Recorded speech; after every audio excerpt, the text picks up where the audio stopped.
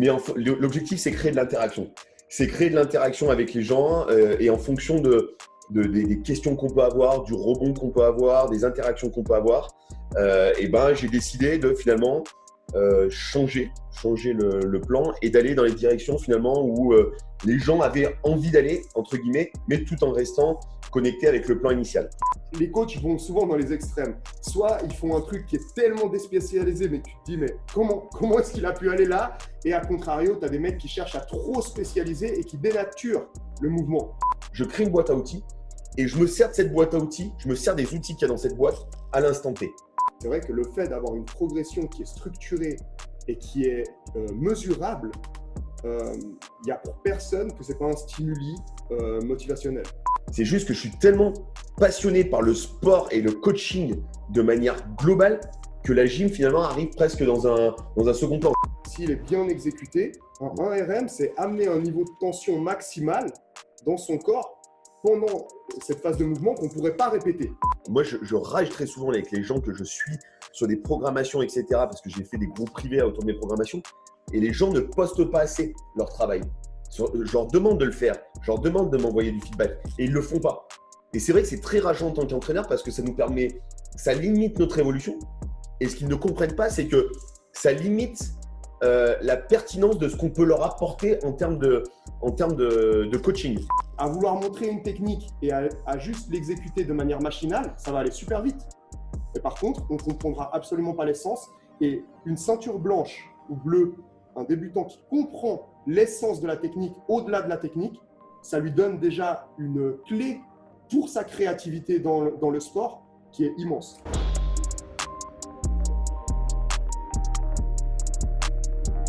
Bienvenue dans ce nouvel épisode. Avant de commencer, je voudrais remercier notre sponsor pour le podcast, Moxy Monitor. Si tu suis déjà mon travail, tu sais que le Moxy est un outil que j'utilise beaucoup pour effectuer des tests, mais aussi pendant les entraînements au quotidien. Pour ceux qui ne connaissent pas encore le Moxy Monitor, c'est un appareil qui utilise la technologie de la spectroscopie au proche infrarouge, ou NIRS en anglais, pour mesurer la saturation musculaire en oxygène et le volume sanguin en temps réel. C'est un capteur non invasif qui se place sur la peau et peut être porté pendant tout type d'entraînement ou activité sportive. Les grimpeurs le portent sur leurs avant-bras, les joueurs de hockey sur la glace, les nageurs peuvent le porter dans l'eau. Je l'ai utilisé pour tester des joueurs de rugby, des athlètes de crossfit, des athlètes de sport d'endurance et bien plus. Le Moxy te permet d'individualiser les périodes de travail et de repos, d'optimiser la charge, les répétitions et les séries, d'identifier les seuils d'entraînement en temps réel et même de corriger les mouvements en fonction de ce que les données indiquent. Tu peux également utiliser le Moxy pour déterminer le facteur énergétique limitant d'un athlète ainsi que ses zones d'entraînement individuelles. Ce processus me permet de cibler le facteur limitant de l'athlète avec précision afin d'améliorer ses performances sans ajouter du volume superflu à son programme. Tu peux afficher et collecter les données sur une montre Garmin et tu peux également coupler le Moxy avec d'autres produits de testing physiologique tels que les systèmes VO2 Master, Pnoe et Cosmed VO2. Le Moxy est un produit que j'utilise depuis de nombreux mois avec beaucoup de succès et je le recommande vivement à tout coach, chercheur ou préparateur physique qui souhaite mieux comprendre et utiliser des données physiologiques dans le cadre de la santé, du fitness ou de la performance. Utilise le bon de réduction UPSIDE, UPSIDE pour un rabais de 5% sur moxymonitor.com/shop. Et maintenant, le podcast. Ok, bienvenue à tout le monde sur ce nouvel épisode du podcast. Aujourd'hui, on est en live, ça fait longtemps qu'on n'en a pas fait un comme ça.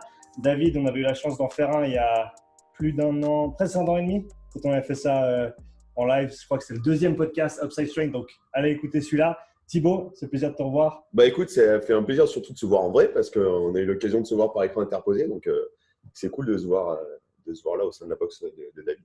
Ouais, donc pour un petit peu de contexte, on est chez David à Basics, à Vic, ici en Suisse. Et Thibaut, tu viens de faire un séminaire tout le week-end.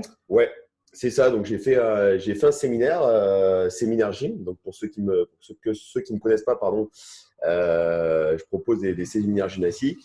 Avec David, on s'est rencontrés il y a un petit peu plus d'un an.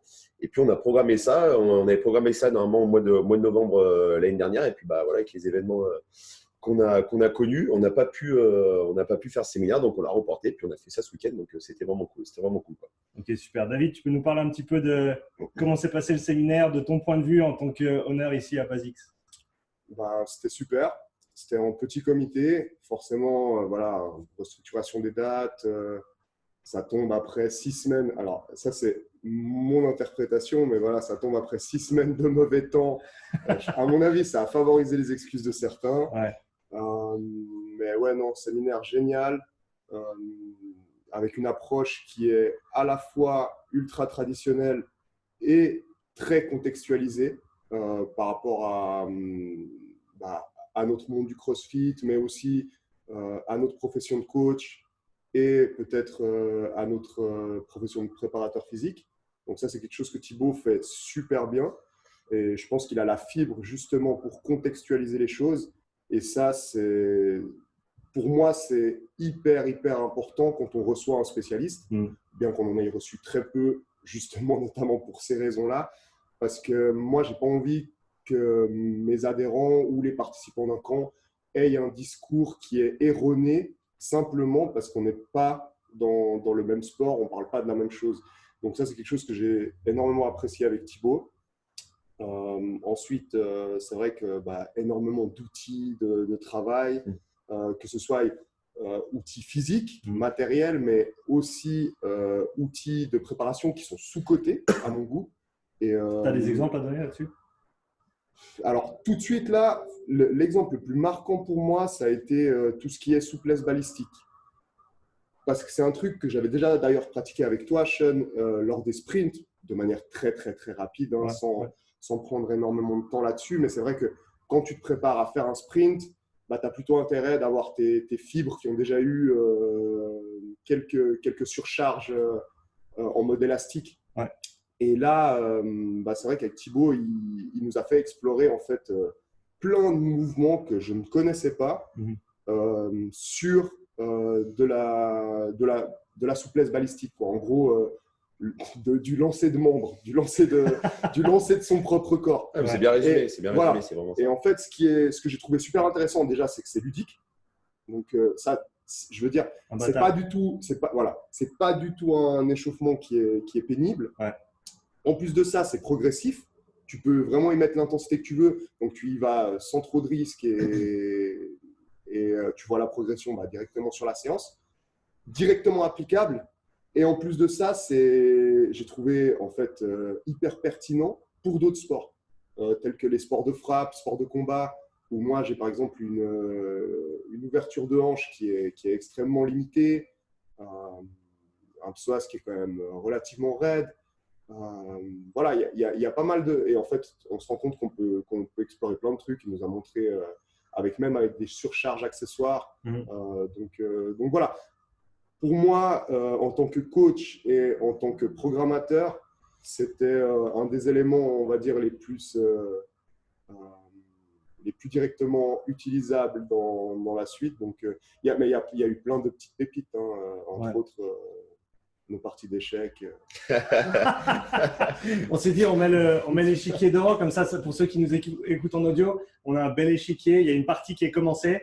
Voilà, une carrière que Thibaut, que peu de gens connaissent. Hein. Ça fait très intellectuel. Ceux qui me connaissent vraiment, vous aurez compris que c'était vraiment pour que ça fasse joli, pour que ça agrémente un petit peu le contexte.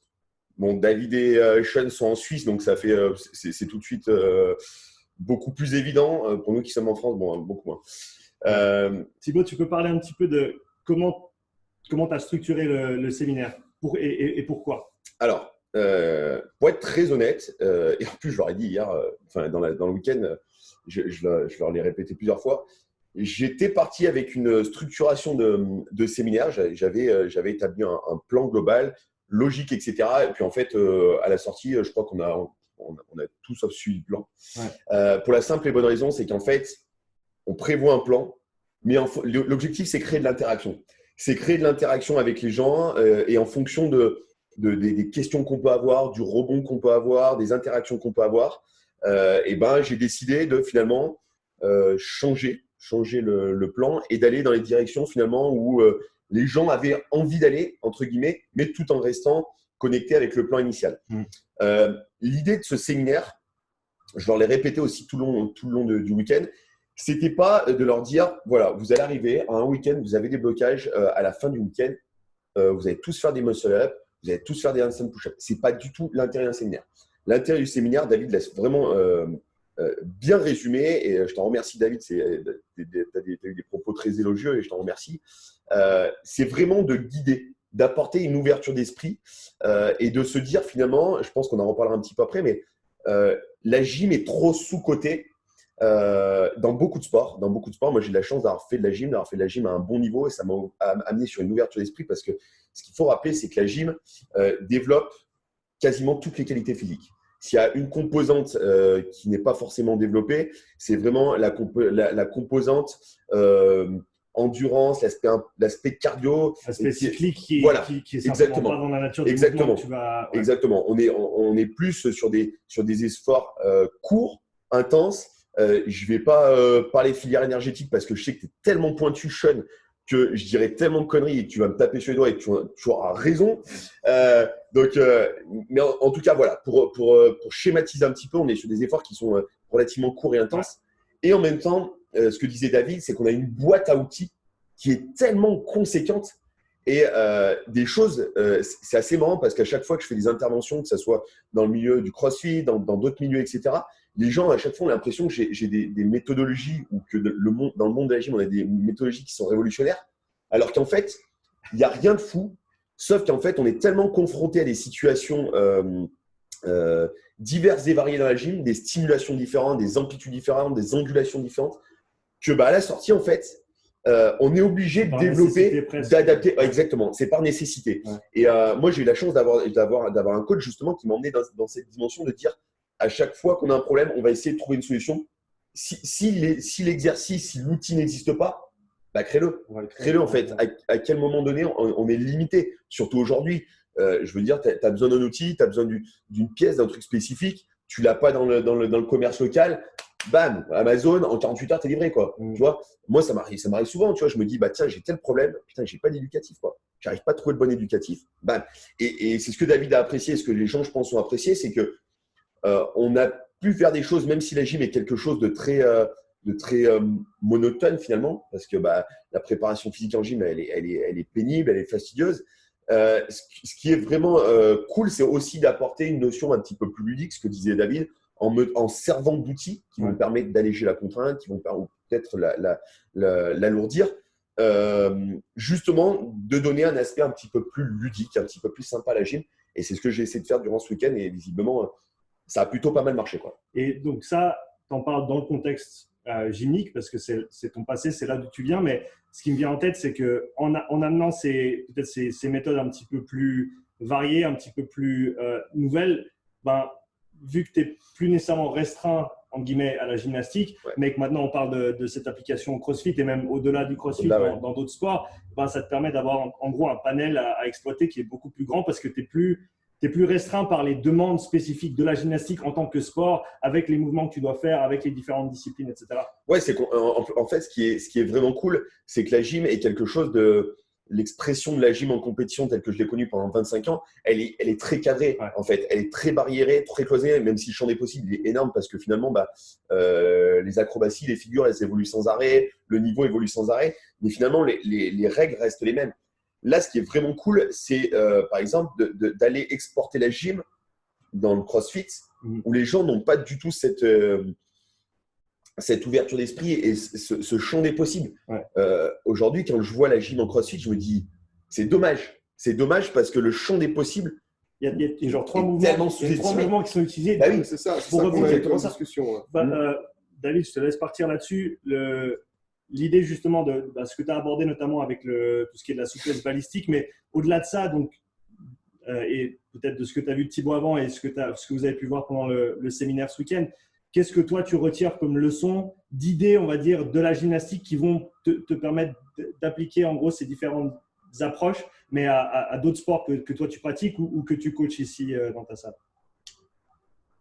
Moi, il y a un truc qui est ressorti quand même pas mal, c'est effectivement quand on parle des limites, de ces trois mouvements.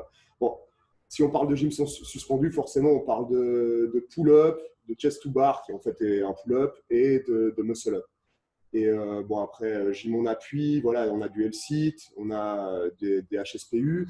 Et en fait, on nous parle souvent de cette cascade de progression qui en soi, ce n'est pas un discours qui est faux. Mais à mon avis, c'est un discours qui est limitant.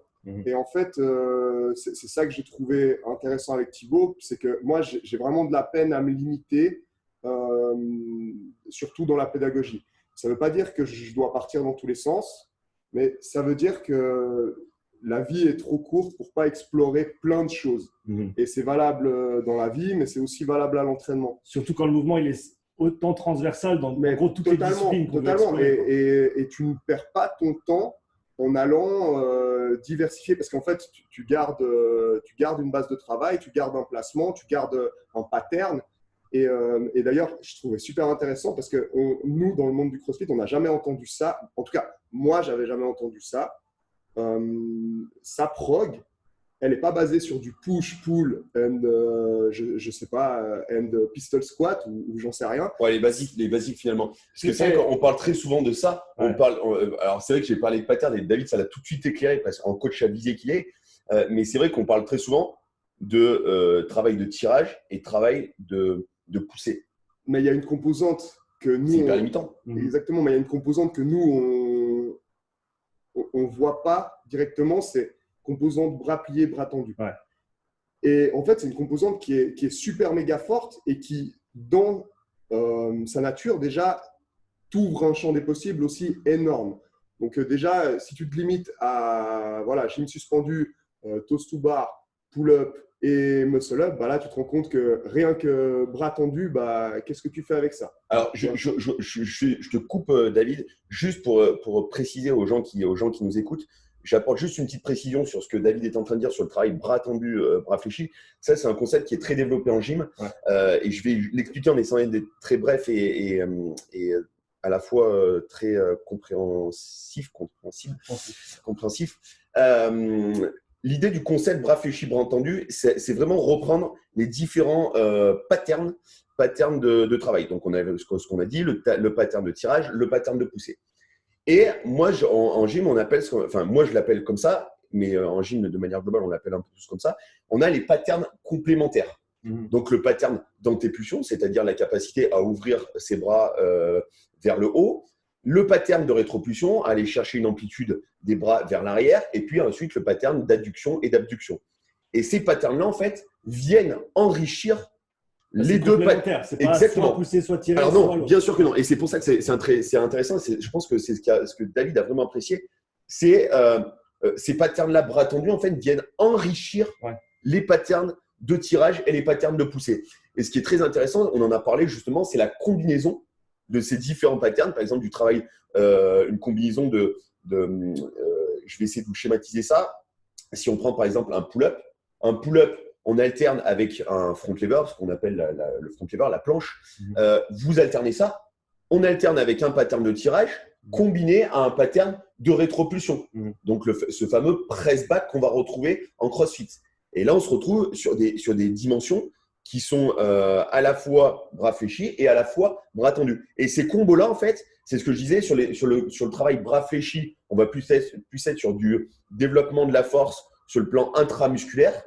Et sur les patterns bras tendus, on va plus être sur une consonante de travail intermusculaire, donc c'est-à-dire de synergie entre différents muscles et entre différents groupes musculaires. Et c'est ce qui est très intéressant. Voilà, c'était la petite parenthèse. Et donc, dans ce contexte-là, toi, dans ta tête comme ça, de prime abord, tu le verrais appliquer à quelles autres disciplines pour toi que tu coaches ici ou que tu pratiques cette idée de bras fléchis, bras tendus, ou est-ce que tu vois la complémentarité? Tu sais très bien ce que je vais répondre, Sean.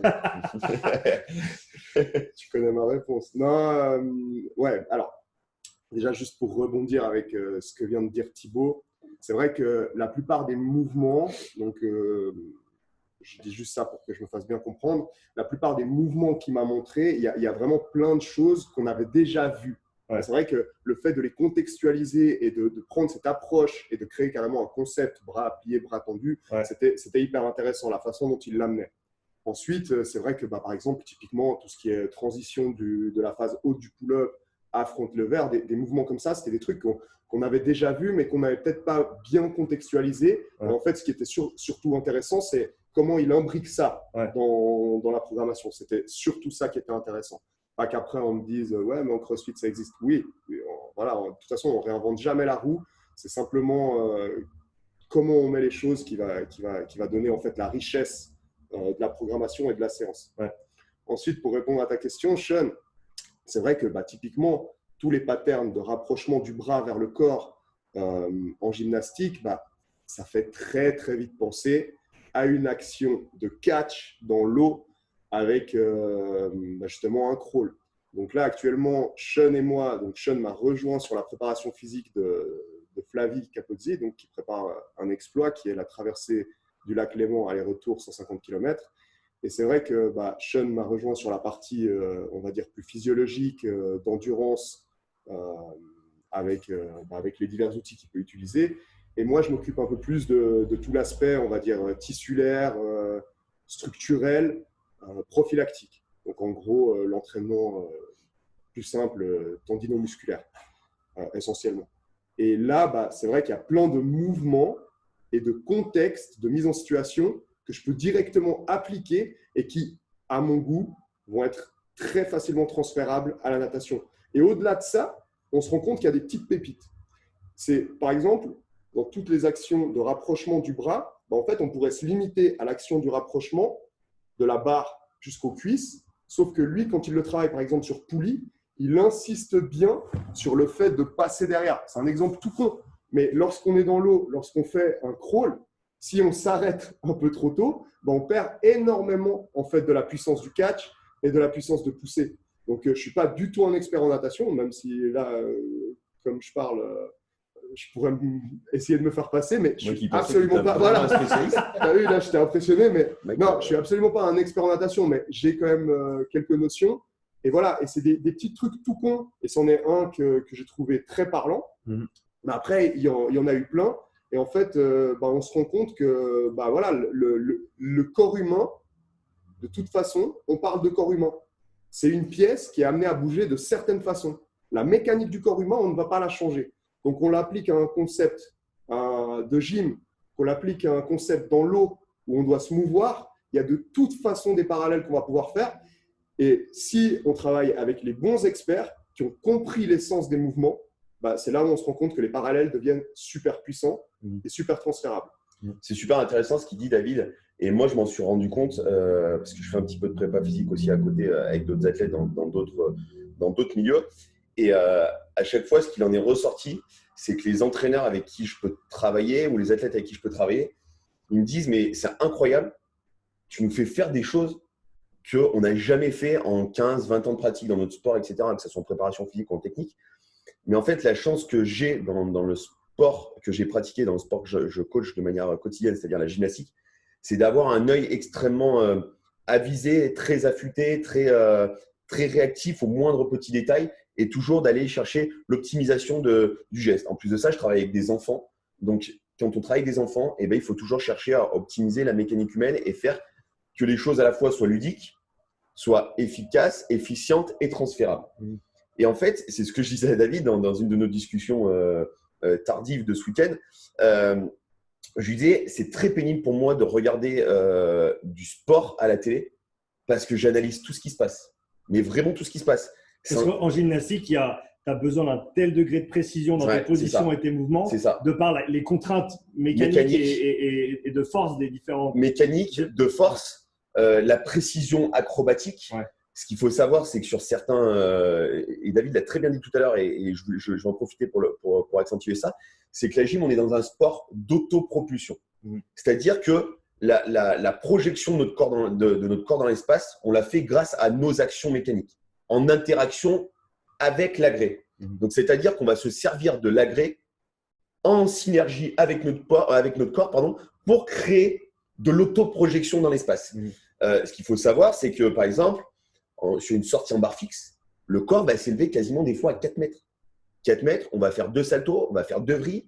Donc, je te laisse imaginer le degré de précision qu'il y a en termes de repères, de proprioception, de perception dans l'espace, qui fait que c'est un niveau de finesse. Moi, je ne suis pas capable de décrire ce qui se passe quand je fais une sortie en barre fixe. Parce que ça va tellement vite, l'œil humain, il n'est pas capable. Par contre, il y a un ressenti, il y a une captation de la rotation. Il y a plein de petits paramètres qui rentrent en compte qui font que c'est tellement pointu qu'on ne peut pas se permettre la moindre erreur. Moi, quand j'ai un gamin en compétition qui va valider, par exemple, un double salto arrière au sol la première fois, je suis pas serein. Même si je sais que le job a été fait, si on me met en compétition, c'est que ça a été validé, mais je ne suis pas serein. parce qu'il y a tellement de paramètres qui peuvent rentrer en compte qu'il y a une notion de risque permanent. Donc, c'est pour ça qu'on est très pointu, très vigilant. C'est pas péjoratif ce que je veux dire, mais on prend l'exemple, David prenait l'exemple de la natation. Flavie, quand elle nage, il n'y a pas un risque imminent. Après, il y a un risque limitant par rapport à la distance, par rapport aux facteurs de froid dans l'eau, etc. C'est pas le mouvement. Mais le mouvement lui-même n'est que... pas dangereux. Il y a très peu de sports en fait, qui sont dangereux comme ça. Ouais. Les sports acrobatiques, en fait, finalement. Le plongeon, on va retrouver ça sur les sports mécaniques de freestyle en moto, etc. Ouais. Mais finalement, c'est assez limité. Moi, j'aime bien travailler avec ces sports-là parce que c'est quelque chose que j'apprécie. Breakdance, la moto, je travaille beaucoup avec la moto, avec le vélo, parce qu'il y a une perception du déplacement du corps dans l'espace, cette notion à la fois de rigidité, mais en même temps de souplesse, de capacité à se déformer. Un agrès sur 2 roues. Ouais, c'est ça. C'est un peu ça. Tu dois jouer en c'est un peu ça. Et cette capacité finalement à créer de la résistance musculaire tout en donnant de la fluidité, de la souplesse. Donc, c'est très intéressant. Et la gym, il y a une transférabilité qui est absolument énorme. Hein. David en a parlé. Il n'en a pas parlé, mais je pense que ça va l'aider énormément aussi dans sa pratique des arts martiaux, du jiu-jitsu, sur certains niveaux de pression, de tirage, en même temps sur une saisie, de venir créer une traction et en même temps un abaissement pour venir coller l'adversaire à soi. Je ne suis pas du tout un spécialiste, hein, pour le coup. Je vais revenir chez David pour faire un séminaire de jiu-jitsu. On a acté ça. Pour ceux qui me connaissent, vous savez que j'aime bien aller dans différents sports. Mon prochain défi, j'ai dit que je me mettais à la rentrée à l'escalade. Et au mois de décembre, je viens chez David faire un séminaire de jiu-jitsu. Qui est une forme de jeu d'échecs humain. Ok, donc, parfait. Bah, tu vois, quoi, on a vraiment bien introduit. Ouais, je ne serais pas perdu, ouais, vu que je suis un grand joueur d'échecs. Donc, ouais, voilà, je pense que c'est vraiment l'une des qualités de la gym, c'est de créer une transférabilité qui est sans limite, mais qui est vraiment, vraiment sans limite. Après, comme dans tous les sports, il y a des entraîneurs qui ont cette capacité à transférer. Comme disait David, moi, avant d'être un passionné de la gym, je suis un passionné de l'entraînement. J'adore vraiment l'entraînement. Et aujourd'hui, on en a parlé aussi, il y a beaucoup de gens qui me contactent dans le milieu du CrossFit, dans notre milieu, en disant « Ouais, on a vu ton passif d'athlète, etc. » Et ça me dérange parce que ce n'est pas le même métier, en fait. Mais je me sens beaucoup plus pertinent et presque meilleur dans mon métier de coach et de coaching aujourd'hui que j'ai été bon athlète. Tu vois, ça fait rire beaucoup de gens qui ont dit ça, qui disent « Putain, mais toi, tu surestimes vraiment sur ton coaching. » Non, c'est juste que je suis tellement passionné par le sport et le coaching de manière globale que la gym, finalement, arrive presque dans un second plan. C'est la passion de mes débuts, etc. Et jamais, je pense que je quitterai le milieu de la gym. Après, je le transférerai toujours à droite, à gauche, tu vois. Donc, et ça, je pense que c'est vraiment important. C'est cette notion d'être passionné de l'entraînement, de trouver des solutions à des problèmes de manière quotidienne. Si un coach, je pense que s'il est capable de faire ça, je pense que c'est ce qui justifie sa pertinence et qui fait qu'il est bon ou pas, quoi. Ouais, c'est résolution de problèmes chaque jour avec le corps humain et avec un résultat qu'on recherche à la fin, que ce soit en termes de santé ou de performance, quoi. Ouais, c'est exactement ça. C'est exactement ça. Et tu vois, en allant dans différents sports, à droite à gauche, c'est hyper enrichissant. Là, depuis le mois de juillet dernier, j'étais chez Guillaume Guillou hier. Bah, je me suis mis à faire de l'haltéro, tu vois. Je me suis mis à faire un petit peu de force athlétique. Et puis, bah, du coup, j'en suis arrivé à ce que mes petites à la gym, je leur fasse faire du squat. Je leur fais faire un petit peu de travail d'haltéro sur de la posture, sans vouloir les spécialiser. Mais justement, on en a parlé aussi, Olivier Bollier en parle très bien, c'est ce phénomène de déspécialisation des athlètes, les amener dans un niveau de déspécialisation qui fait qu'on va enrichir leurs compétences motrices pour ensuite les ramener, plus on va se rapprocher de l'échéance importante, on va les respécialiser et on se rend compte qu'à chaque fois, c'est bingo, quoi, ça marche. Moi, je me rends compte que je n'ai jamais été aussi bon que cette année en gym. Et pourtant, c'est l'année où je me suis le moins entraîné. Mais par contre, le fait d'aller chercher… Attention avec le message que tu fais passer, Thibaut. Entraînez-vous moins, déspécialisez-vous. Les gars, vous allez être au top. Non, c'est pas ce que je veux dire. Mais ce que je veux dire, c'est que l'année était tellement particulière que, en fait, je me suis déspécialisé. Et quand on me déspécialise, ouais, c'est vrai que le message peut être mal perçu. Non, mais parce que moi, ça fait complètement écho. Et puis, je pense que c'est là où, justement, il faut beaucoup d'expérience, beaucoup de talent, beaucoup de vision. Et ça me fait souvent penser à même une discussion que j'ai déjà eue plusieurs fois avec Sean, c'est le discours de la spécialisation. Surtout lorsqu'on fait un mode de préparation physique, les coachs vont souvent dans les extrêmes. Soit ils font un truc qui est tellement déspécialisé, mais tu te dis, mais quand je dis souvent, c'est certains coachs font des trucs qui sont tellement déspécialisés que tu te dis, mais comment est-ce qu'il a pu aller là et à quoi bon? Et c'est vrai que des fois, ça ne sert absolument à rien. Et à contrario, tu as des mecs qui cherchent à trop spécialiser et qui dénaturent le mouvement. Et j'ai eu cette discussion même à l'époque avec Nassim Ben Khalifa, qui est toujours un footballeur là, qui est à l'Espérance de Tunis. Et lui me disait que tu as encore des coachs qui te mettent des élastiques au bout du pied lorsque tu dois frapper la balle. Le truc complètement débile qui en fait dénature ton mouvement. Alors, je ne dis pas que tu ne peux pas le faire une fois pour amener un stimuli supplémentaire, mais tu vois, il y a des coachs qui sont encore dans ce schéma. Voilà, tu as encore des coachs qui sont dans ce schéma. C'est comment est-ce que je peux complexifier le geste pour après que ce soit transférable. Alors que c'est totalement débile quand ton cerveau, quand on sait comment fonctionne le corps humain et essentiellement certaines parties du cerveau. Et là, donc, ce que tu dis de se déspécialiser, de prendre un petit peu de recul, d'amener des nouvelles disciplines, c'est génial pour autant qu'on sache ce qu'on fait et où on va. Et pour les remettre ensemble. Je suis d'accord. Ce qui me vient en tête, c'est l'idée de la pyramide où tu as la base et plus la base est grande, plus la pyramide va pouvoir être haute. En haut de la pyramide, tu as le mouvement spécialisé ou la compétence spécifique au sport. Et la base, c'est comme tu l'as dit, la déspécialisation, tes compétences de mouvement général en fait, qui vont faire que au final, tu vas pouvoir exprimer un certain mouvement spécifique avec le plus de fluidité de compétences possible et d'efficience et d'efficacité aussi. Tu retrouves cette pyramide au niveau énergétique aussi. Tu as la base, tu as le rendu maximal et puis plus tu as une grande surface du triangle de la pyramide, mieux tu seras. Et peut-être pour partir dans cette direction-là un petit peu, tu parlais de coacher pas mal d'enfants, Thibaut. Ouais. Et donc, pour eux, en fait, pour toi, un enfant, au niveau de développement de leur capacité de mouvement, ils ont besoin de quoi? Alors, j'ai eu l'occasion de faire un super podcast avec Aurélien Broussal. On en a discuté pendant 40 minutes sur le sujet passionnant. Et c'est ce que je dis souvent, moi, c'est le travail avec des enfants, des jeunes enfants, parce que j'entraîne des enfants qui ont 6 ans, de 6 à 16 ans. En gros, c'est la tranche d'âge à peu près sur laquelle je suis orienté et à laquelle je suis confronté dans le club dans lequel j'entraîne.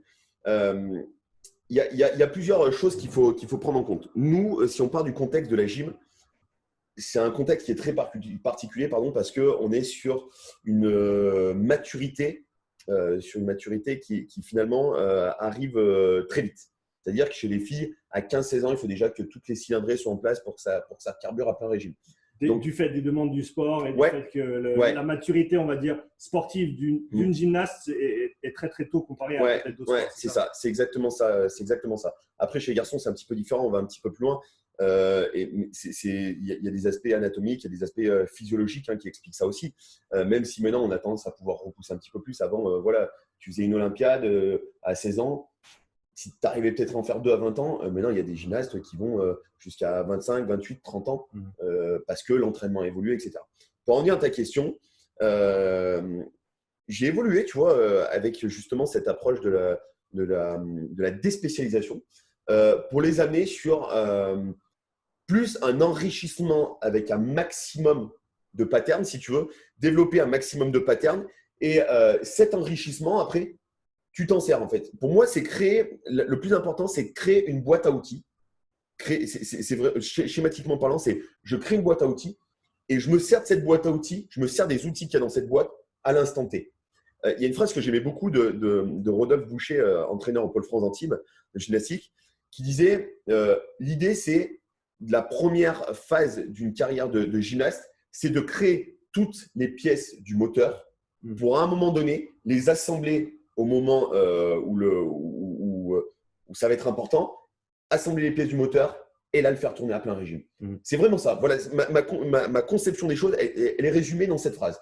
Créer les pièces du moteur, se créer une boîte à outils, bam, et après on y va. Tu vois, chose que je ne faisais pas du tout avant, parce que j'étais pas assez pointu, j'avais pas assez de connaissances dans le domaine sur le travail du squat, le travail de la charge additionnelle, etc.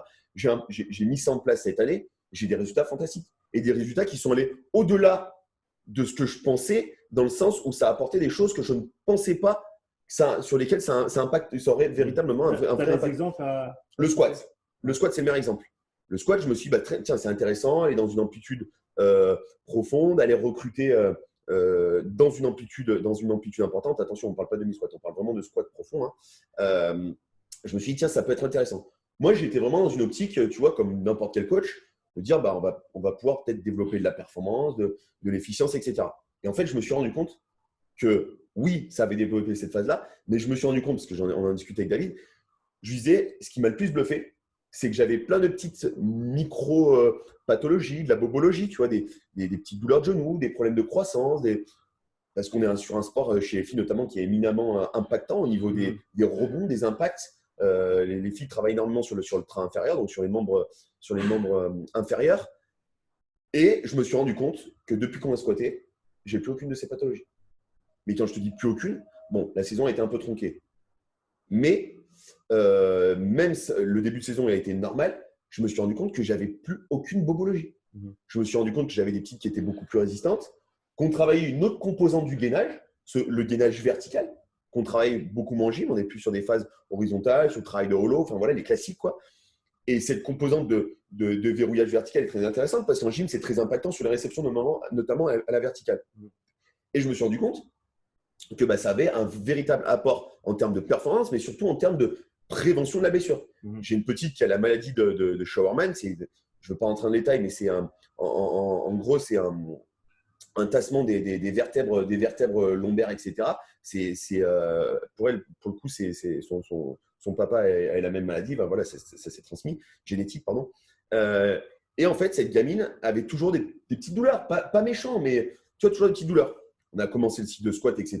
Au bout de 6 semaines, je ne l'entendais plus se plaindre de son dos. Il y a un jour, quand même, je me suis posé la question et je me suis dit, Camille, c'est toi qui te plains moins en ce moment que tu as mal au dos ou est-ce que tu as vraiment… Elle me dit, non, écoute, vraiment, depuis 2-3 semaines, je ne le sens plus. Tu as fait plus de kiné. Tu vois, Et puis en fait, moi, je me suis rendu compte que vraiment, le squat avait un impact énorme, en fait. Avait un impact énorme. Et par contre, ce qui me dérange, et là, on a eu un putain de débat aussi avec David là-dessus, c'est de me dire, par contre, son spécialiste du dos qu'elle va voir, lui dit c'est complètement indécent, mettre de la charge, etc.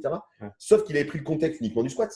Ouais. Il n'avait pas pris tout le contexte autour du renforcement, etc., de la méthodologie. Et visiblement, de toute façon, visiblement, il ne connaît rien à la physique, à la biomécanique. Et incroyable parce que, en fait, même les parents étaient un petit peu sceptiques, ce qui peut être normal, je comprends, ils prennent soin de leurs enfants et c'est très bien, je préfère que ça se passe comme ça. Ouais. Mais moi, ce que j'ai dit aux parents, je leur ai dit en même temps, votre spécialiste du dos, et tout ça, c'est vraiment quelqu'un de reconnu, hein, tu vois. Mais je lui dis en même temps, moi, on peut venir me sortir n'importe quelle étude, vous pouvez me sortir une étude, allez-y. Par contre, il y a un fait, c'est que Camille, il y a 6 semaines, elle avait toujours des petites douleurs récurrentes, pas forcément très importantes, mais toujours.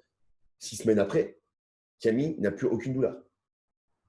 Est-ce que ça vient uniquement du squat ?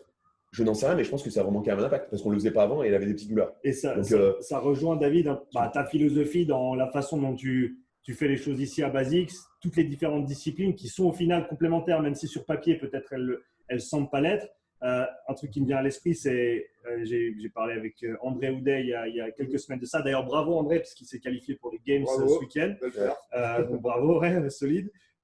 Et il disait, en gros, depuis qu'il a commencé à faire plus de mouvements accessoires, bodybuilding, des choses qu'il ne faisait pas dans son entraînement de manière générale, en gros, compléter son panel de mouvements, il a beaucoup moins de petits bobos. Ça revient sur ce que tu dis. En gros, c'est mieux tu bouges de manière générale, moins tu auras de soucis sur le corps en général, quoi. Totalement. Et ce qui est super intéressant avec ce que tu relèves, c'est qu'il ne faut pas oublier que le bodybuilding, dans sa forme la plus pure et la plus basique, sans parler de diète, sans parler de produits, sans parler de tout ce qu'il y a autour, le bodybuilding dans sa forme la plus pure, c'est du contrôle moteur, c'est de la sensation, c'est de la congestion, c'est en fait reprendre le contrôle de son corps sur tous les petits muscles et pouvoir développer tel ou tel segment, telle ou telle portion.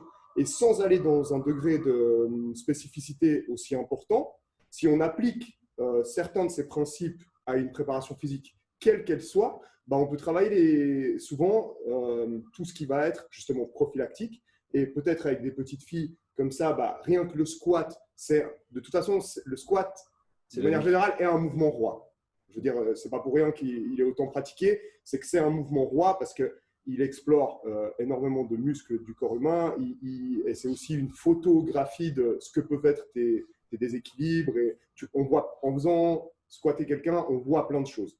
Déjà, on a plein d'informations et en plus de ça, on en tire 1001 bénéfices. Et puis toi, tu n'as plus rien que… Même, comme tu dis, sans études, tu n'as pas besoin d'études, tu as déjà vu ça. Après, attention, je rebondis sur ce que tu dis. Attention, il ne faut pas non plus faire n'importe quoi. Exactement. Moi, je me suis vraiment tourné. C'est progressif. Il y en a beaucoup qui m'ont dit, ouais, tu fais n'importe quoi, etc. Attention, en fait, les gens, ce qu'ils ne savent pas, c'est que je me suis entouré de gens vraiment des calibres du domaine, des gens qui ont une véritable expérience, une véritable expertise. Quand je fais quelque chose et que je sens qu'il me manque un petit peu, je ne me lance pas dans un truc où je n'ai pas la maîtrise. On a fait des feedbacks avec Guillaume. J'en ai parlé aussi avec Aurélien Broussal, qui est quand même formateur à la Fédération française d'haltérophilie. Ouais, je me suis entouré de gens quand même pointus, qui ont une expérience, une expertise dans le domaine, sur lesquels je pouvais donner des retours, sur lesquels je pouvais avoir des interrogations. Donc, du coup, il y a un moment donné, c'est important aussi de quand même maîtriser l'outil. Mais une fois que le mouvement est bon et que la progressivité est respectée, pas de problème.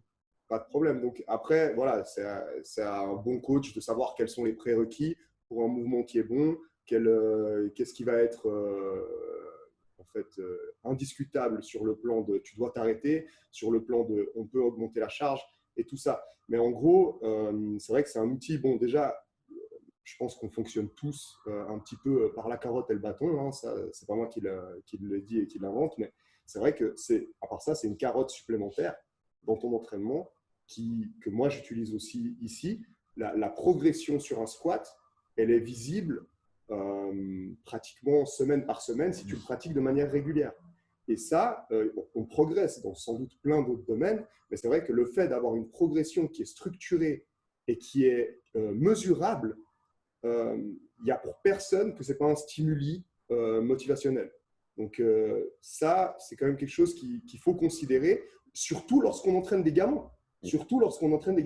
Parce que comment tu peux demander à un gamin de vouloir être performant si lui a de la peine à considérer ce qu'est la performance et surtout s'il a de la peine en fait à voir les fruits récoltés de la terre qu'il a semée. Ouais, tu vois, donc là avec le squat, je trouve que voilà, c'est un super outil. Au-delà d'être juste un exercice qui est fabuleux, c'est aussi un super outil de mesure, de quantification de la progression. Et je te coupe, Thibaut. Oui, je t'en prie. Même dans un contexte avec des adultes, peut-être même encore plus avec des gens qui ont un niveau avancé, par exemple en gym, où les progrès dans la discipline spécifique vont être très, très, très lents, et tu as peut-être un truc annexe sur lequel tu peux te focaliser si ça ne va pas super. Parce qu'on sait bien que le sport de haut niveau, la performance, c'est des hauts et des bas. Et quand tu as un petit bas dans ta performance phare ou clé, peut-être que cet entraînement, on va dire accessoire ou à côté, qui n'est pas nécessairement le sport, mais qui te permet de continuer à te développer, de garder cet aspect de progression, même si ça coince un petit peu au niveau de ce que tu essayes de faire avancer. C'est tellement vrai ce que tu dis. Moi, par exemple, le squat, pour moi, pour les petites et pour moi-même aussi, je trouve que ça a été très intéressant sur l'aspect physique, sur l'aspect préventif, etc. Mais en effet, dans la période, sur l'année qu'on vient de passer, ça a été compliqué. Donc, le fait de faire le squat leur a permis de quand même de voir une progression sur certaines choses. Parce que mine de rien, la charge augmente. C'est aussi ce qui fait, je pense, que les gens s'intéressent plus à l'haltéro et à la force athlétique qu'à la gym dans le crossfit. Parce que la gym, pour voir l'évolution, des fois, il faut attendre 6 mois pour vraiment voir une véritable évolution quantitative. J'ai bien quantitative parce que les gens, le qualitatif, des fois, ils le laissent un petit peu de côté et c'est bien dommage. Ils ont du mal à percevoir l'amélioration qualitative. Mais autre chose ultra intéressante sur le squat, je me suis rendu compte avec les enfants et que j'ai pu me rendre compte également sur moi-même. Pourtant, je me connais bien. Je sais que je suis capable de faire des belles choses, mais chez les enfants, ça parle encore plus. Et si je te prends l'exemple chez les petites, quand on a commencé les cycles, donc on a fait pendant un mois, on a fait de la barre à vide, beaucoup de travail préventif, etc. Après, on a fait des montées en charge. Et puis, on est arrivé le jour avant de commencer le cycle, on a fait le 1RM. Après, moi, je n'ai pas fait des 1RM du jour. On est parti sur 1RM, un cycle de 6 semaines. Et donc, on fait le 1RM. Et je leur ai dit, donc en gros, les performances étaient à peu près, ces gamines qui pèsent entre 40 et 50 kilos, elles avaient toutes squatté à peu près 60 kilos, ce qui était déjà plus que correct. Et je leur ai dit, dans 6 semaines, vous avez toutes squatté 80 pompes.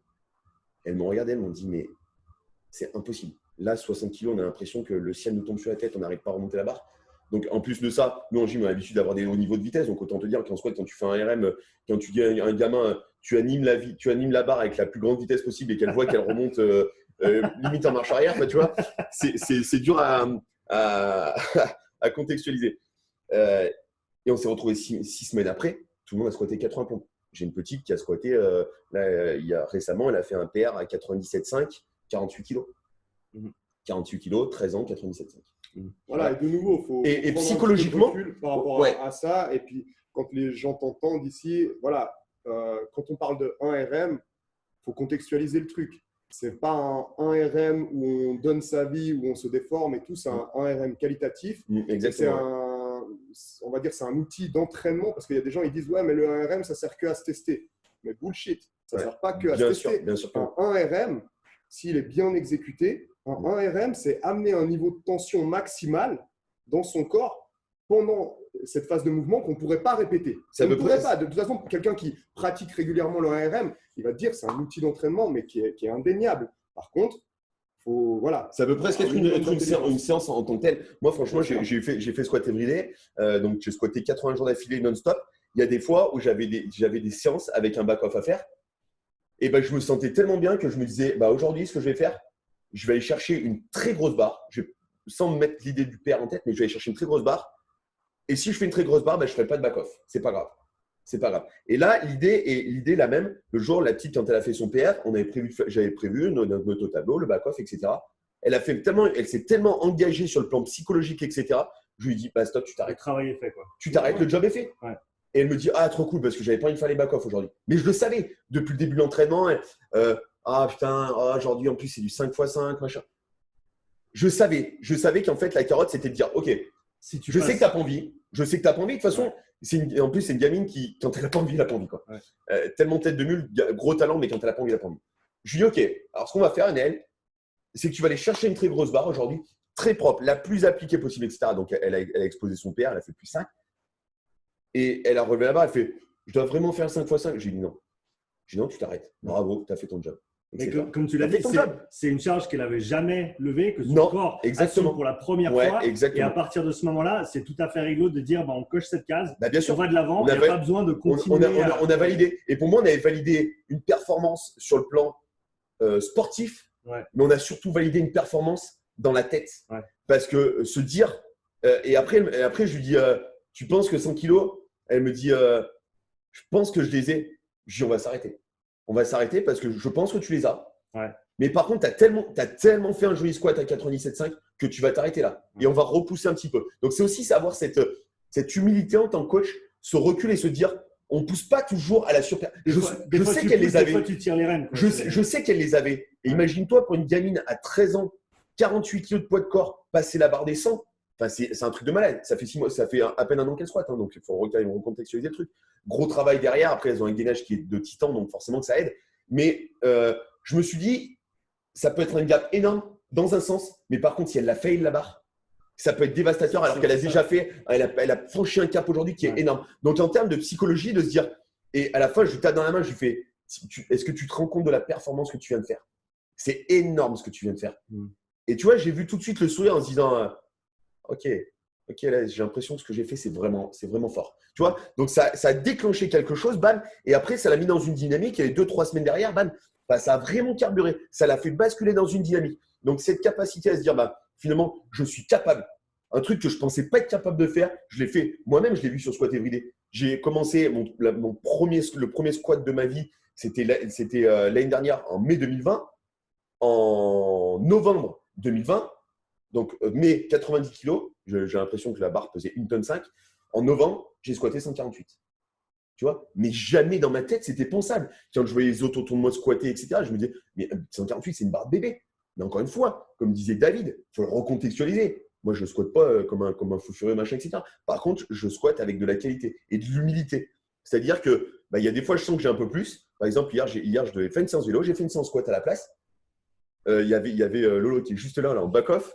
Et je fais mon ARM à 130. Et je lui dis, il me dit, ouais, c'est bien, là, je pense que c'est un peu chaud. Je lui dis, je pense que j'ai 135, j'ai peut-être même 140, mais je vais m'arrêter là parce que j'étais propre, etc. Et dans un souci de garder de la qualité, toujours parce que c'est vraiment ce sur quoi je les ai bassinés, arrêtez de faire du volume. C'est une débilité absolue. On peut arriver tellement à des niveaux de sommation musculaire et d'engagement musculaire sur 2 3 répétitions sur des choses juste en complexifiant un tout petit peu l'exercice, que ça ne sert à rien de faire 50 exercices, 50 séries. Non, c'est pas viable. C'était exactement c'est pas viable. le truc sur C'est lequel je voulais exactement ça. rebondir. C'est pas viable. Pour toi, le squat everyday, comme pour d'autres sportifs, Je n'aurais pas fait ça pendant un an. Quoi, voilà, et de nouveau, il y a du bon dans le squat everyday, il y a du bon, il y a du mauvais. Aussi. Et comme le dit Guillaume très bien, d'ailleurs, c'est lui un peu qui nous avait initié à l'époque, même si c'est pas lui qui a inventé la méthode, c'était lui qui nous avait initié un peu à ça. C'est vrai que lui, en fait, ce qu'il trouvait super intéressant et il a totalement raison, c'est cet aspect de switch entre le on et le off. De tout d'un coup, je vais être en mode mais survie, je vais dégainer tout ce que j'ai en moi sur le plan nerveux et ensuite, tout de suite, je vais switcher off et c'est fini. Je joue ma vie sur exactement. Ouais. Et cette capacité-là, c'est une capacité qui se développe et c'est une capacité qui est intéressante pour tellement de sports, que ce soit mais même moi, pour le jiu-jitsu. Moi, j'ai un style au jiu-jitsu brésilien où je suis très posé, où quand je suis à l'entraînement ici, je vais être sur le dos, je vais être de temps en temps à moyen haut régime, mais je vais être pratiquement très, très rarement à très, très haut régime, sauf lors d'une soumission. Et en fait, ce régime maximal, il peut être déclenché et travailler justement sur des mouvements comme le squat, parce qu'au final, tu peux… Vu que c'est essentiellement nerveux et qu'en plus c'est full body, c'est hyper facilement transférable. Et toi, comme tu dis, tu n'aurais pas pu faire sur le plan structurel du squat en mode bodybuilding, en mode volume, en mode développement des fibres. Impossible. Ça aurait été impossible parce que le volume de travail et le traumatisme engendré par cet entraînement-là, il aurait été bien supérieur. Alors que là, tu as essentiellement taxé ton système nerveux, mais tu l'as, on va dire, adapté à encaisser ce volume de travail qui est hyper restreint et à la fois hyper qualitatif. Donc, c'est pour ça que j'ai trouvé cette méthode, en fait, hyper barbare dans l'approche au début, parce que quand on ne connaît pas. Ouais, c'est chaud. Et au final, tu as vu, mais c'est hyper au final, tous les jours, tu arrives et tu t'en fous. Ouais. Et au final, tu adoptes, en fait, ce comportement on-off et de plus en plus, tu te l'apprivoises et de moins en moins, les barres, elles te… Alors, de temps en temps, tu as un jour où tu as l'impression que la barre, elle te dézingue, mais de plus en plus, tu as l'impression que tu arrives à mettre l'attention nécessaire à faire ton mouvement. Et tu jauges ton effort. En fait, voilà, tu jauges ton effort. Et puis, ça, c'est un truc qui s'apprend par peu de biais. Et j'ai trouvé que le squat everyday était un biais qui était absolument pertinent sur ce plan-là. Et avec les gamins, je pense, ça doit être un outil vraiment fabuleux parce que comment tu peux pas, lorsqu'un gamin est suspendu dans le vide, je parle vraiment au sens hyper général, par exemple, je ne sais pas moi, pour des mouvements comme la planche, ou des mouvements où tu dois avoir un degré de tension, mais qui tout d'un coup est extrême, mais comment est-ce que tu apprends ça progressivement? C'est très très difficile en fait. C'est un niveau d'activation nerveux. Tu vois, si je te rejoins quand je prends le relais sur ce que tu dis, sur la gym par exemple, chez les garçons aux anneaux, on va être sur un mouvement d'élan qui va amener à un niveau de blocage très violent d'un coup. C'est ce que tu voulais dire. Et puis, en fait, ce niveau de blocage, ce niveau de tension extrême, de l'amener de manière progressive au poids de corps, c'est très difficile. Par contre, de l'amener de manière progressive avec une charge, c'est beaucoup plus simple. Voilà. Donc, c'était juste ça que je voulais dire, c'est qu'il ne faut pas se priver de certains outils juste parce que ça décontextualise.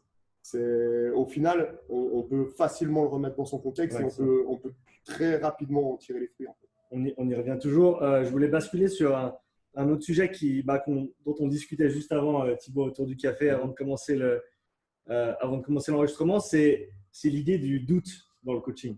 Nous, en tant que coach, les doutes qu'on peut avoir par rapport à nos connaissances, par rapport à nos compétences. Et on parle toujours d'information, on parle toujours d'apprendre, on parle toujours d'apprendre de nouvelles choses, mais je trouve qu'on parle trop rarement des doutes qu'on a et qu'on peut avoir en tant que coach dans le process qui est l'amélioration de soi, de devenir un meilleur coach, d'essayer d'apporter de meilleures choses à que ce soit nos adhérents, nos clients, nos athlètes. Thibaut, je te laisse commencer sur cette idée-là. Ouais. Comment est-ce que toi, tu envisages cet aspect-là du coaching pour toi-même et comment est-ce que tu deals en fait avec ça au quotidien? Alors, en fait, moi j'ai souvent eu, même si je ne parlais pas comme ça, j'ai souvent des phases de des phases de doute où j'essaye justement, quand j'ai ces phases de doute, de me rapprocher de gens qui sont pointus dans le domaine, etc., pour se rassurer, parce que je pense que c'est humain de vouloir se rassurer, de vouloir se donner l'acquis de conscience de dire « Ok, je suis sur la bonne piste » ou « Ok, en fait, je suis vraiment à côté de la plaque ». Donc, en plus de ça, quand tu travailles avec des enfants, c'est très compliqué parce qu'on en parlait en effet autour du café. Il y a très peu de feedback. Et ce feedback, en fait, il est essentiel avec les gens avec qui on travaille. Moi, je rage très souvent avec les gens que je suis sur des programmations, etc., parce que j'ai fait des groupes privés autour de mes programmations, et les gens ne postent pas assez leur travail. Je leur demande de le faire, je leur demande de m'envoyer du feedback, et ils ne le font pas. Et c'est vrai que c'est très rageant en tant qu'entraîneur parce que ça limite notre évolution. Et ce qu'ils ne comprennent pas, c'est que ça limite la pertinence de ce qu'on peut leur apporter en termes de coaching. Et c'est vrai que le travail à distance, pour moi, est un frein par rapport à ça. Parce que quand tu es sur du présentiel, tu chauffes le gars. Tu peux poser la question. Tu chauffes le gars. Tu dis stop, mais non, s'arrête. Ouais. Ok, j'ai besoin que tu me dises ce que tu ressens. Okay. Et pour les gars, tu sais, tu m'emmènes sur un terrain là aussi. Je suis entre deux Suisses en plus. Vous connaissez mon côté un peu nerveux. Ça va, ils vont me poser. Mais tu vois, avec des enfants, c'est encore plus difficile parce que des fois, j'arrête complètement l'entraînement et je leur dis stop. On s'arrête. Line-up, je les réunis devant moi, ils se mettent en ligne. Ok, stop. Alors là, on est complètement à côté de la plaque dans la séance. On s'arrête. Je vous fais un retour. J'ai besoin de votre retour sur ce qu'on a mis en place, pourquoi ça ne va pas, pourquoi vous avez du mal à comprendre. Parce que des fois, tu te dis, putain, ils le font exprès en fait. Ils le font exprès. Alors des fois, c'est un jeu. Ils aiment bien faire exprès parce qu'ils voient que tu es un peu tendu, etc. On en profite un peu. Mais c'est très, très rare. Mais par contre, des fois, j'ai besoin de me dire, mais ce que tu as fait, en fait, soit tu as la ramasse, soit tu l'as complètement…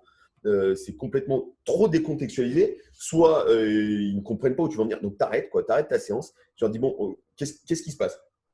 Et en fait, maintenant, je me suis rendu compte qu'en le faisant très régulièrement, ça force les gamins à s'exprimer et à formaliser.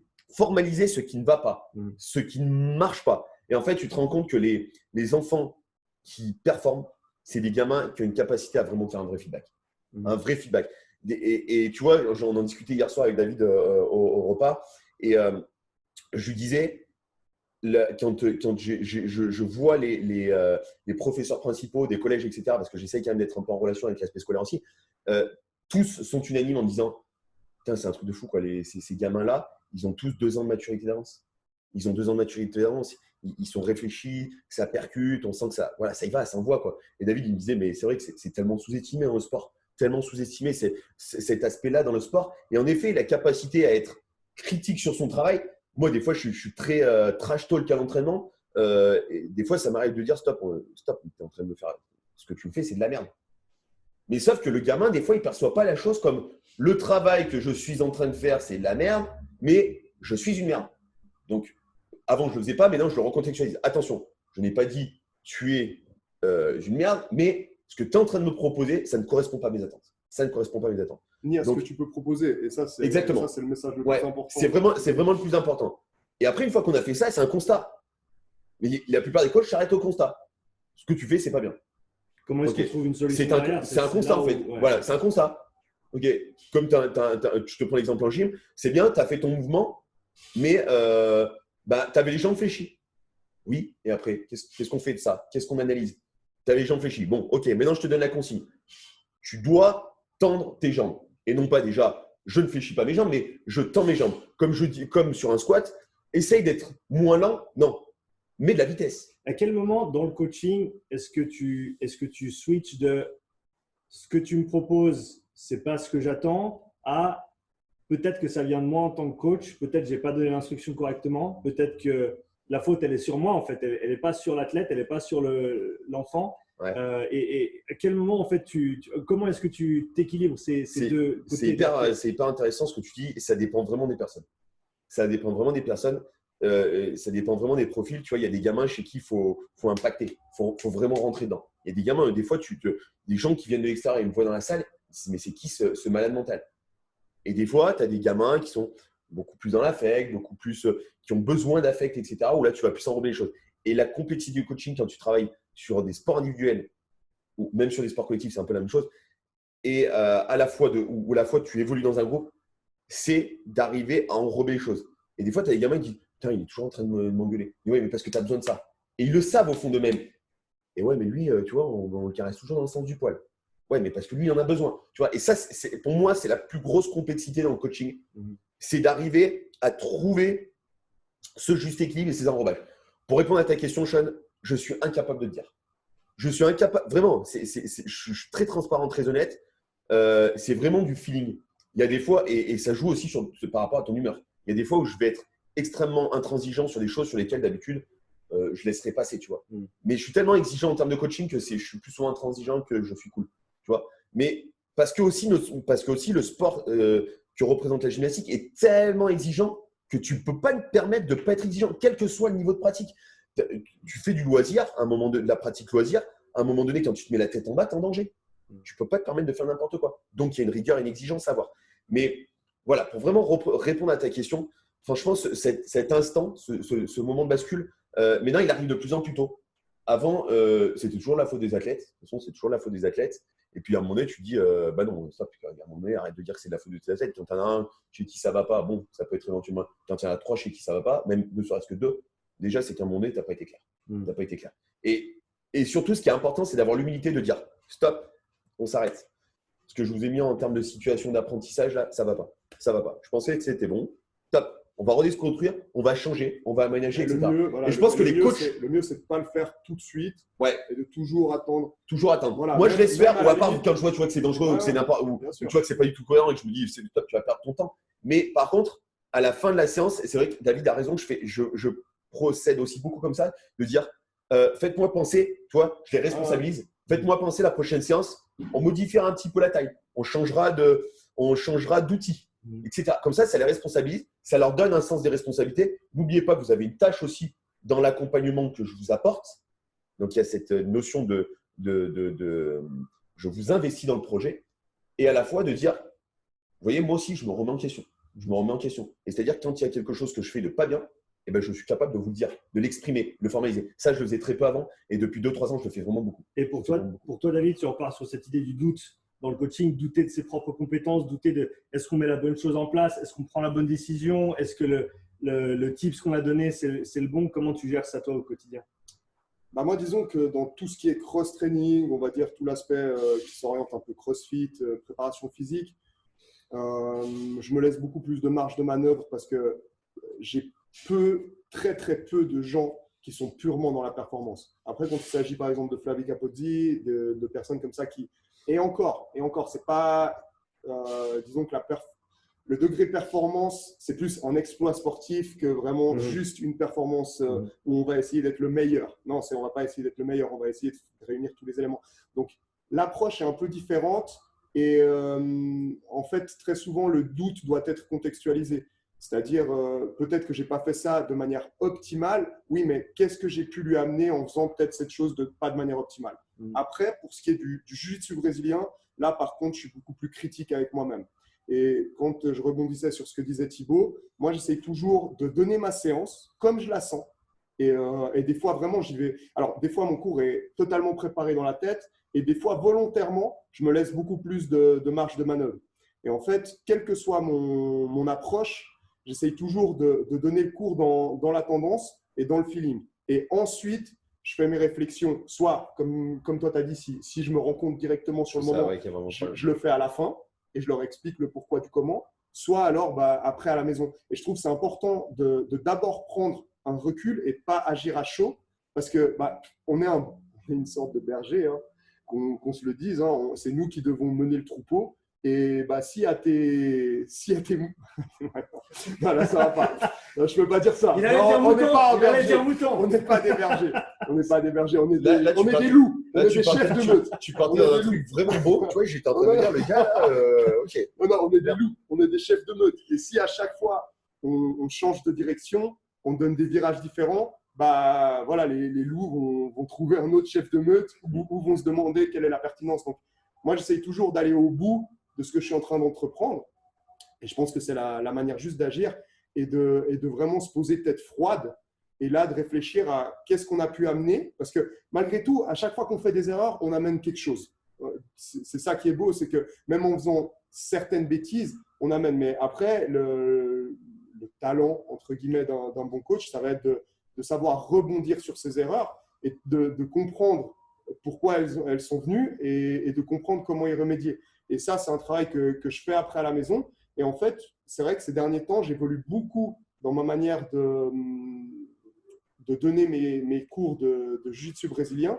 Et je reviens, en fait, au final, je suis super content d'avoir appelé ma salle basique, sans prétention, parce que voilà, il n'y a rien de magique à avoir trouvé sinon, je veux dire, voilà. Mais de toute façon, c'est toujours un retour aux fondamentaux, mais qui se fait par des biais différents. Et là, mon retour aux fondamentaux, ces derniers temps, il se fait avec une vision qui est totalement différente de ce que je faisais au tout début. Et là, à chaque fois que je me re-questionne, souvent, je vais dans la dynamique de « bon, ok, on n'a pas réussi à passer cette étape, on va redécomposer cette étape et on va la reprendre. » Et en fait, avant, je ne me laissais pas tellement le temps de faire ça. Et avant, j'essayais toujours d'aller dans la suite du programme. Alors que maintenant, et c'est entre autres peut-être un peu à cause du Covid que ça se passe comme ça, étant donné qu'on n'a plus d'échéance de compétition, avant, je voyais toujours, en fait, mon regard était toujours dirigé vers la compétition. Comment est-ce que j'amène mes gars à être au pic au niveau de la compète en termes de compétences techniques et en termes physiques. Et en fait, c'était ça qui rythmait nos entraînements. Maintenant, nos entraînements sont beaucoup plus cool et la progression, elle est hyper stable. Elle est hyper stable, hyper constante et très importante. Tu viens sur la base de la pyramide. Voilà, je viens de la base et en fait, si je vois ouais, qu'à un moment donné, il y a une technique sur laquelle on doit revenir, je m'accorde l'option de revenir dessus, de prendre vraiment du temps. Et au final, j'ai cru que j'allais perdre un peu l'enthousiasme de certains, mais au final, on peut tellement nourrir de détails que ça donne vraiment la richesse au sport. Et à contrario, je pense qu'à vouloir aller trop vite, en fait, on perd une richesse du geste qui après est transférable à toutes les disciplines, mais on perd cette richesse du geste et on perd une valeur ajoutée au sport qui est immense. Et peut-être qui est la plus grande valeur ajoutée, par exemple, du jiu-jitsu brésilien, c'est justement la précision du geste, le placement, la complexité des leviers. Et à vouloir montrer une technique et à juste l'exécuter de manière machinale, ça va aller super vite.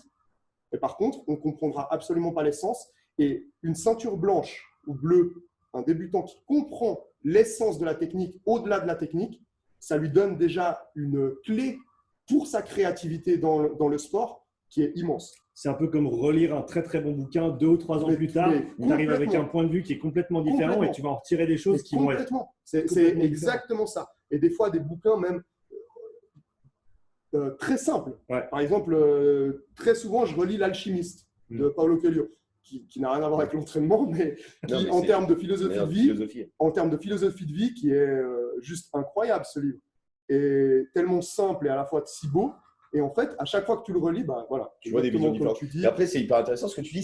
C'est aussi cette notion, moi je le dis très souvent, c'est savoir prendre son temps pour pouvoir en gagner par la suite. C'est-à-dire, c'est le fameux stick to the basic. Et ça, pour moi, parce qu'on n'a pas trop parlé CrossFit, même si ce n'était pas forcément trop le sujet, mais pour moi, s'il y a vraiment une erreur, tu vois, dans le CrossFit, c'est vraiment ça. C'est les gens qui pensent qu'à la compétition. Au rendu effort et à la performance. Et vas-y, il faut qu'on roule. Tu vois, moi aujourd'hui, je n'ai pas la compétence et la prétention de vouloir faire ça, même si je pense que je vais arriver. Là, je suis en train de me projeter sur la programmation de boxe sur la partie gymnastique. C'est des choses qui vont arriver très prochainement. Mais moi aujourd'hui, tu vois, si je dois programmer un athlète sur de la compétition, le mec, en fait, je pense qu'il va WODer 4 semaines avant la première compétition. Vraiment. Vraiment, le mec va WODer 4 semaines avant la compétition. Est-ce qu'il a besoin de WODer avant? Absolument pas. Et je peux t'assurer que tu prends 2 athlètes avec des compétences, des qualités, machin, pas les mêmes, un mec qui WOD ne serait-ce que 2 fois par semaine, 2 ou 3 fois par semaine, qui fait ses cours techniques, et le mec qui fait du cours technique très pointu sur de la gym, très pointu sur de l'haltéro, très pointu sur du barbell cycling, sur les ergos, tu les mets sur le même parcours. Et le gars, tu vas faire WODer 4, j'exagère, mais peut-être 5-6 semaines avant, tu vois, pas besoin de plus. Le mec va mettre une cartouche au gars qui a WODer, ne serait-ce que 2 fois par semaine, parce qu'il aura tellement pris son temps d'être pointu dans la technique, etc., que quand il va arriver en WOD, il ne va pas passer d'énergie à se concentrer, à mettre de l'application, etc. Parce que ça sera tellement automatisé, le geste, il sera tellement propre, tellement efficient, qu'en fait, il n'a pas besoin de s'entraîner à WOD. Le WOD, c'est l'expression en fait de C'est toutes les qualités c'est exactement physiques que tu as ça. développées auparavant. C'est exactement. Tu as tout résumé, Sean, en disant que le WOD, tu vois, c'est ce que moi je dis à mes gamins. Là, en compétition, la compétition, alors après, j'exagère un petit peu parce qu'il y a toujours des paramètres qui rentrent en compte, mais la compétition, c'est l'expression, tu exprimes ce que tu as fait dans l'entraînement pendant l'année. Il n'y a pas de secret. Tu t'es pas bien entraîné, il y a de fortes chances pour que le jour où tu arrives à la compète, tu fasses du grand n'importe quoi. Après, tu peux être très bien préparé, il y a le facteur voilà, X ou Y qui fait que tu peux. Mais moi, je sais que les saisons où j'ai vraiment, vraiment performé, c'est les saisons où j'ai vraiment pas. On a fait énormément de travail de base, énormément de travail sur la construction de chacun des éléments, et où par contre, les 4-5 semaines avant le début de la saison, là, on a carburé, on a fait les routines complètes pour cycler et pour automatiser. Et c'est là où j'ai jamais été aussi fort sur cette période-là. Un truc de l'espace. Un truc de l'espace. Vraiment, c'était incroyable. Et je pense que les gens, le jour où ils auront compris que il faut arrêter de faire des WOD pour vouloir progresser en gym, il faut arrêter de faire des WOD. Voilà, il faut nuancer ce que tu dis, parce que je vois bien la direction que tu as envie de donner à ce message, et je la comprends tout à fait. C'est juste, mais peut-être que WODé est trop catégorique. On va plutôt parler d'intensité, de modalités qui sont mixées peut-être à trop haute intensité, trop haut volume, avec un degré, et avec un degré technique qui est trop élevé par rapport à l'intensité, parce que au final, tu pourrais très bien proposer certains WOD peut-être avec des degrés de complexité technique qui sont très réduits et puis qui maintiendraient. Ou alors tu vois sur des choses un petit peu plus cardio, ou tu vois voilà sur des choses comme tu dis très simples, très basiques. C'est vrai que je suis très catégorique en disant il ne faut pas du tout WODer, mais ce que je veux dire c'est que après tu peux très bien t'envoyer tu vois par exemple sur des séances sur du travail sur de l'ergo, sur des ergos, tu peux très bien te faire des EMOM, te faire en effet des AMRAP, etc. sur du pacing, etc. Mais le pacing, pour moi, le pacing, ça fait partie du travail totalement que tu vas faire en WOD. Donc, pour moi, ça fait partie de la consonante technique de ce que tu vas faire sur les ergos. Les bonnes procs de CrossFit considèrent cet élément, considèrent cette progressivité. Les meilleurs procs de CrossFit de compétition, même que ce soit amateur ou à un niveau avancé, elles considèrent cet élément-là. Et tu vois qu'au final, il y a une logique de progression qui fait qu'au début, en fait, tu rajoutes juste du volume, tu restreins un peu les temps de pause, tu mixes peut-être avec d'autres éléments plus taxants et petit à petit apparaît la technique en même temps que tu avances toi sur les éléments techniques. Donc, je comprends tout à fait le message, mais voilà, il faut contextualiser. Et puis, le mot WOD est peut-être un peu trop catégorique. Ce qui me vient en tête pour peut-être synthétiser tout ça, c'est l'idée de training versus testing. Tu as l'entraînement qui a un certain focus et après, tu as le test en tant que tel pour se tester, pour te calibrer, pour voir où tu en es par rapport à ta progression, par rapport à la compétition. Mais l'entraînement, c'est ça qui pêche dans l'approche des gens. Voilà, si tu te testes chaque fois que tu es à la salle. En fait, c'est exactement ça. Quand je parle de WOD, franchement, tu as vraiment bien fait de me reprendre, David, parce qu'on en a parlé et tu connais ma conception de ce que j'entends par le WOD. Et c'est pour ça que tu as bien fait de rebondir là-dessus. Tu as eu tout à fait raison de recontextualiser les choses. Le problème, c'est que moi, quand je parle de WOD, c'est 90% des crossfitters, quand ils WOD, c'est pour se mettre une cartouche. Soyons honnêtes. Pour mettre un score sur le tableau. Exactement. Tu vois, Guillaume en avait parlé dans un de tes podcasts en disant l'année où ils sont allés aux Regionals, qu'est-ce qu'ils ont fait ? Guillaume leur a demandé d'arrêter de regarder les leaderboards, d'arrêter de regarder les réseaux, etc. Parce que forcément, on vit dans un monde où tout le monde est connecté et où, mine de rien, les mecs qui te disent « Non, mais moi, je WOD pour le plaisir, tu vois. » Non, arrête de nous prendre pour un con, en fait. Tu as regardé ton pote qui, ce matin, a fait le même WOD et le soir, tu as envie de le taper. mais c'est humain. C'est humain. Donc, c'est pour ça que moi, je dis arrêtez de WODer dans cet état d'esprit-là. Moi, pour vous donner un ordre d'idée, avant, je ne faisais jamais WOD en gym. Je me suis mis à faire des WOD avec mes gamins. Je me suis mis à faire des EMOM. Improbable. Je fais des EMOM maintenant sur du handstand. EMOM sur un bras, EMOM sur l'autre. Enfin, tu vois, mais les gamins, ils adorent. Ils adorent parce que c'est challengeant. Et je fais ça des fois sur des périodes pré-compétitives, tu vois. Et je fais ça des fois en début de saison. Je fais des EMOM, je fais des four time, tu vois, parce que je trouve que le format est intéressant. Mais par contre, encore une fois, il faut que ça soit contextualisé. Et je ne fais pas ça dans un rôle d'intensité, mais plus dans un rôle ludique. Et on en revient toujours à ce que je disais tout à l'heure, déspécialiser, repartir sur des choses simples et où en même temps tu peux varier un petit peu sur l'intensité. David, je te laisse avoir le mot de la fin là-dessus. Ensuite, on va clore. C'est chouette petit échange. Si tu as quelque chose à ajouter. Non, je crois que j'ai rien à ajouter. C'était très bien. Après, on pourrait parler très très longtemps. Parce que là, on fait la version courte. Hein, voilà, c'est pas le dernier. On a déjà fait 7 podcasts avant dans nos discussions. Sur tous les sujets, c'est clair qu'on pourrait relancer. Je pense qu'il y a un sujet aussi sur lequel on est passé un petit peu vite. C'était le sujet de tout ce qui était progressivité en gym, malgré que tu l'as un peu abordé là, notamment en parlant des WOD. C'est vrai que la progressivité en gym dans le CrossFit, et ça, je pense que c'est notamment dû à l'approche de CrossFit gymnastique, est peut-être un peu trop limitante sur le plan des progressions, alors que ton approche à toi, ça c'est ce que j'ai vu au cours de ce week-end, nous offre en fait des éléments de progression quantifiables qui ne sont pas, alors que je conçois tout à fait qu'ils ne soient pas exploités par CrossFit, parce que logistiquement, c'est difficile à mettre en place. Ouais, il faut dire que c'est que mon surnom de Christian Grey, quand même, est plutôt justifié. Voilà. Mais au final, si jamais, juste pour rebondir et sans aller plus loin dans le sujet,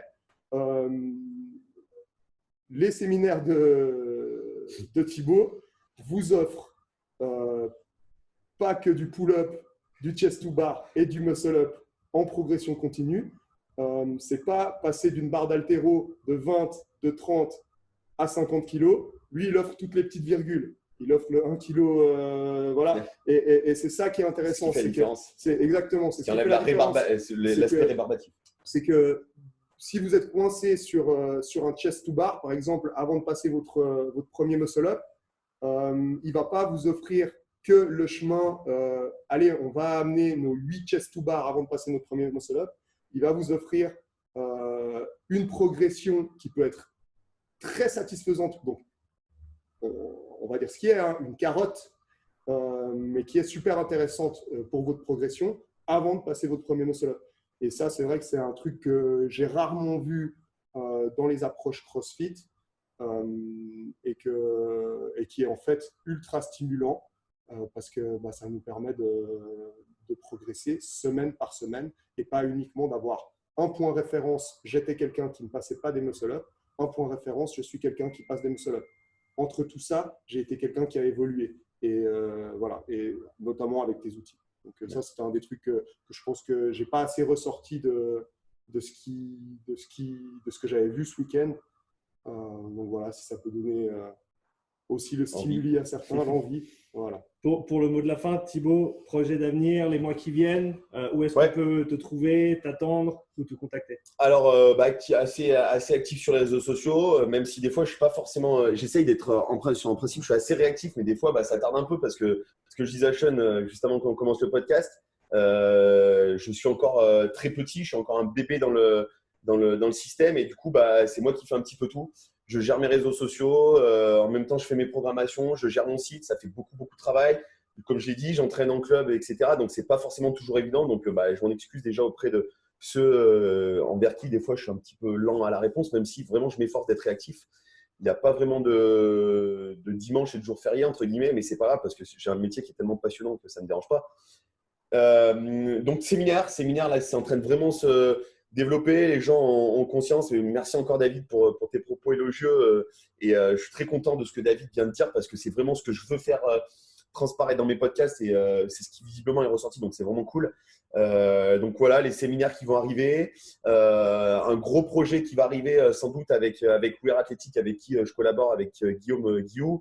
Vraiment un gros projet, un truc qui va être vraiment cool. Je ne peux pas vous en dire plus parce que c'est encore des tuyaux, c'est encore en cours de préparation. Et puis, j'aimerais à la rentrée septembre pouvoir commencer à programmer des box sur la gym. Donc, vraiment des box sur un an. Programmer l'intégralité d'une box sur un an. Ça, c'est vraiment un défi qui me challenge et sur lequel je pense que je peux vraiment apporter quelque chose justement sur tout ce que David a pu dire, sur cette variété et apporter une dimension un petit peu plus ludique de la gym et casser ce côté un petit peu monotone, en effet, de dire la démarche c'est pull-up, chest, muscle-up. Et en fait, au milieu de tout ça, tu vois, c'est un peu le triangle des Bermudes. Et remplir un petit peu ce triangle et apporter plein de petites utilités, plein de petits outils, etc. Donc ça, c'est vraiment le défi que je me fixe. Et puis voilà, continuer à faire des séminaires. Comme a dit David, je suis un vrai passionné, j'adore partager. J'ai eu la chance de rencontrer des gens, des entraîneurs, des personnes qui m'ont tendu la main à des moments où j'en avais besoin, qui ont valorisé mon travail. Et aujourd'hui, j'ai vraiment envie de transmettre parce que je trouve que c'est tellement important de transmettre sa connaissance, quoi de plus enrichissant que d'apporter de la compétence aux autres. Et c'est ce qu'on dit souvent. Tu vois, je te donne 100 balles, Sean, les 100 balles, je les ai plus. Par contre, je te donne de la compétence. Ma compétence, je l'ai toujours, ça ne me l'a pas enlevé, quoi, tu vois. Donc ça, pour moi, c'est quelque chose d'hyper important de voir un mec comme David qui est vraiment un très bon dans son domaine, etc. Me dire, tu vois, je sors de ce week-end de séminaire et ça m'a changé des approches. Tu m'as donné plein de petites… et c'est un kiff, quoi. C'est vraiment génial, c'est vraiment top. Donc voilà ce qui arrive un petit peu dans les semaines et dans les mois à venir. Et puis voilà, n'hésitez pas à me contacter si vous voulez organiser un séminaire dans votre box. Là, je vais en avoir plusieurs en France. Je pars également en Suisse, en Belgique. Donc voilà, n'hésitez pas vraiment à me contacter, à discuter. Je suis très ouvert à la discussion. Donc voilà, n'hésitez pas. Vous retrouverez donc tous les liens de Thibaut dans la description du podcast. David, premier séminaire chez toi ici après la réouverture. Ravi d'avoir été le premier séminaire Ouais, franchement, c'était cool. C'était cool. Ouais, je suis l'un des premiers à être venu en Suisse. Quoi, je suis assez ravi de ça. Choses à venir, peut-être ici à Basics ou pour toi dans les mois qui viennent? En fait, comme j'ai dit, moi, c'est quand même assez rare que j'accueille des intervenants dans les séminaires parce que je suis très, très critique vis-à-vis de qui je fais venir et des conditions dans lesquelles en fait, ces personnes viennent. Mais voilà, là, actuellement, il n'y a pas d'autres séminaires qui est prévu, notamment en vue du contexte actuel sanitaire qui fait que voilà. Pas de camp sportif non plus pour l'instant cette année qui est prévu. Malheureusement, ça c'est vraiment un des aspects les plus tristes que j'ai avec cette crise sanitaire. C'est qu'il y a plein de choses que j'ai réussi à mettre en place pour pallier en fait, aux contraintes qu'on avait. Mais là, bon voilà, les camps sportifs, vu que c'est des camps à l'étranger, ça va être un petit peu complexe. Donc non, on va continuer à grandir. Il y a encore beaucoup de travaux à faire dans cette salle. Maintenant, Thibaut m'a donné 2-3 idées de balançoires sexuelles et d'installation sadomaso à préparer dans la salle. C'est pour faire de la gym, pour ceux qui ont des questions. Qui sont fais-moi pas passer quand même. Je te rappelle que je travaille avec des enfants. On est quand même en Suisse et vu le contexte, en France, autant te dire que bon, voilà, je rentre à la frontière, je suis arrêté, pas pour le test Covid, mais je finis comme ça. Tu mettras des buts. Non, vu de l'extérieur, ouais, c'est un peu des outils. Ça paraît un peu barbare. Ça paraît un peu barbare, mais non, je pense que voilà, je vais quand même installer 2-3 poulies, 2-3 trucs qui sortent un peu de l'ordinaire d'une box de CrossFit, parce que comme tu as vu, ici, de toute façon, on sort aussi un petit peu de l'ordinaire avec pas mal d'installations qui, en fait, ne sont pas totalement présentes dans d'autres salles de CrossFit. Donc, j'aime bien l'idée. On va continuer à se développer. On va continuer à rester fidèle à ce qu'on fait. Et voilà, merci Sean. Non, merci à vous. Thibaut. Merci Sean en tout cas de nous avoir donné de ton temps parce qu'on sait que ton temps est précieux. David, franchement, merci beaucoup de m'avoir fait confiance parce que c'est vrai que quand on débute, c'est toujours important d'avoir des gens qui nous font confiance. Donc merci à vous deux. C'est avec plaisir que je reviendrai en Suisse. J'ai déjà pris rendez-vous pour un séminaire Jiu-Jitsu avec David. Et paddle, ouais, parce que paddle, autant te dire que je ne sais pas s'il y a bien espoir. Autant Jiu-Jitsu, on peut peut-être essayer de se débrouiller, mais paddle, je pense que c'est mort. En tout cas, franchement, voilà, vraiment merci les gars. J'ai été accueilli dans des conditions franchement optimales, dans une box au top, des gens vraiment gentils, compétents avec qui on peut échanger. Et c'est vraiment un plaisir d'avoir été là avec vous durant ces 3 jours. Super. Merci David de nous avoir accueillis chez toi pour enregistrer ce podcast. Avec plaisir. Un des premiers, un des seuls en live jusqu'à maintenant. J'espère qu'il y en aura plus à l'avenir. Ouais, ça peut être cool. Ouais. Mais en tout cas, l'échiquier, la boxe. Merci les gars et bonne journée à vous. On a le setup. Merci. Allez, ciao. Ciao.